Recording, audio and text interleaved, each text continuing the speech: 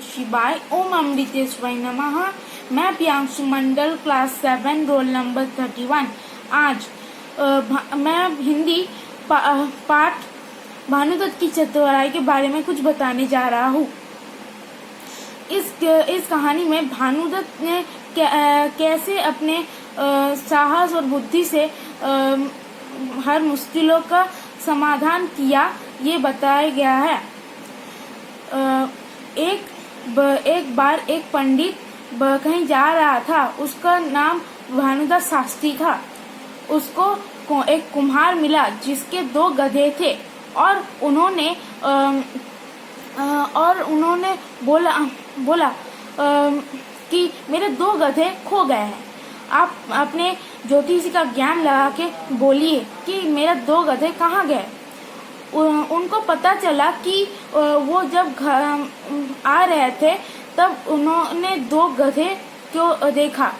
वो उसको ज्योतिष के बारे में कुछ ज्ञान नहीं था, लेकिन फिर भी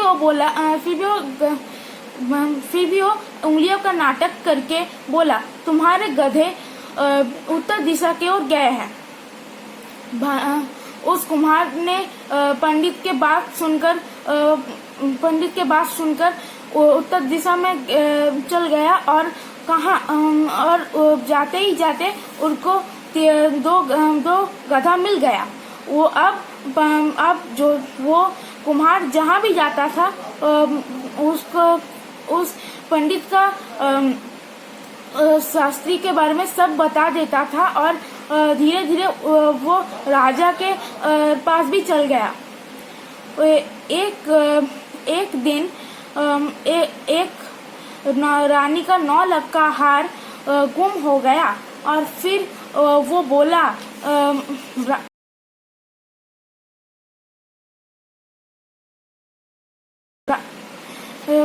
फिर वो सब जगह ढूंढने लगे और फिर कहा कि भानुदत्त शास्त्री को लेके आओ। फिर वो आए और राजा ने कहा मेरे रानी का 9 लाख का हार चोरी हो गया। फिर भानुदत्त बहुत घबरा हुआ था। फिर भी उन्होंने चालाकी से काम लिया। वो बोला कि मुझे 7 दिन का समय चाहिए।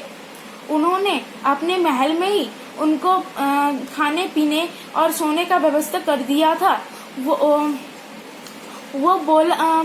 वो फिर आके फिर आया और धीरे धीरे उसका 6 दिन बीत गया और उनको रानी के 9 लाख का हार के बारे में कुछ पता नहीं चला। भानुदत्त बहुत डर गया था और वो उसके रानी के बाद रात भी हो गया और उन्होंने कुछ खाया पिया भी नहीं। उन्होंने बिस्तर पर लिटक गया और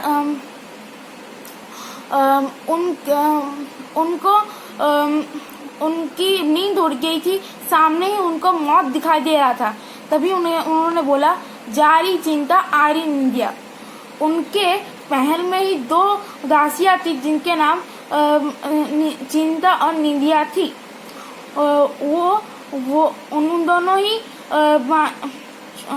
उन दोनों ने ही रानी का 9 लाख का हार चोरी कर लिए थी।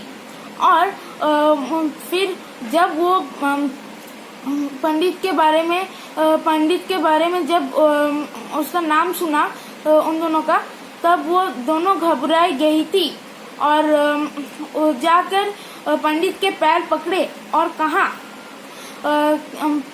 महाराज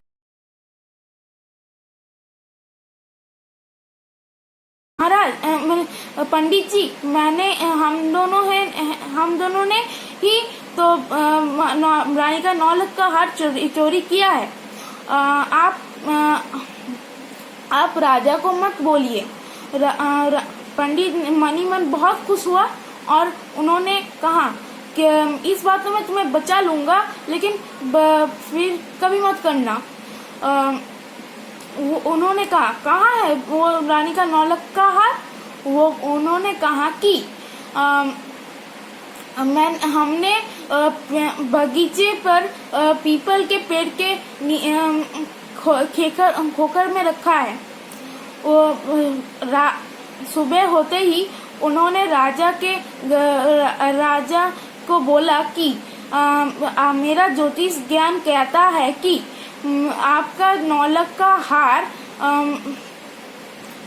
पीपल के पेड़ के नीचे आपके बगीचे के पीपल के पेड़ के खोखर में रखा है।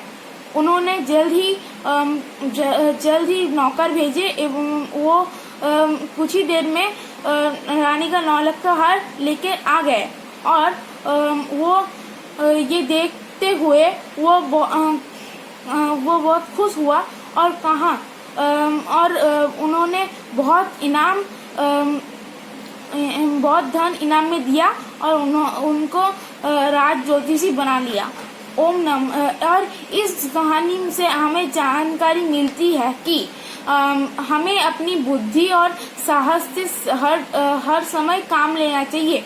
हमें कभी भी घबरा नहीं लेना चाहिए। ओम नमः शिवाय। Thank you.